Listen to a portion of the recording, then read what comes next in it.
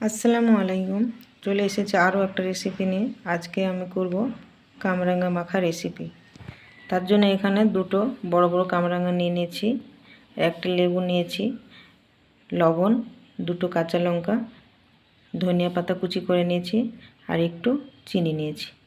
এবার আমি কামরাঙাগুলোকে কেটে নেব। এখানে আমি কামরাঙাগুলোকে কেটে নিয়েছি কুচি কুচি করে, এই দেখুন। এবার আমি লঙ্কা দিয়ে আর লবণ দিয়ে একটু ভালো করে মাখিয়ে নেব। এখানে আমি লঙ্কাটা লবণ দিয়ে মাখিয়ে নিয়েছি এভাবে। এবার আমি এখানে ধনিয়া পাতাটাও এভাবে মাখিয়ে নেব।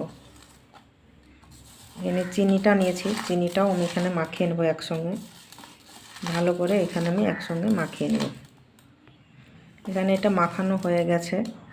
এবার আমি এইখানটায় লেবুটা অ্যাড করে দেব। লেবুটা অ্যাড করে দিয়েছি। এবার আমি কামরাঙাটাকে ভালো করে মাখিয়ে নেব। কামরাঙা মাখা খেতে কার কার ভালো লাগে আপনারা কমেন্ট করে জানাবেন। মাখা রেসিপিটা যদি ভালো লাগে অবশ্যই লাইক, কমেন্ট, শেয়ার করে দেবেন আর সাবস্ক্রাইব করে দিয়ে আমার পাশে থাকবেন।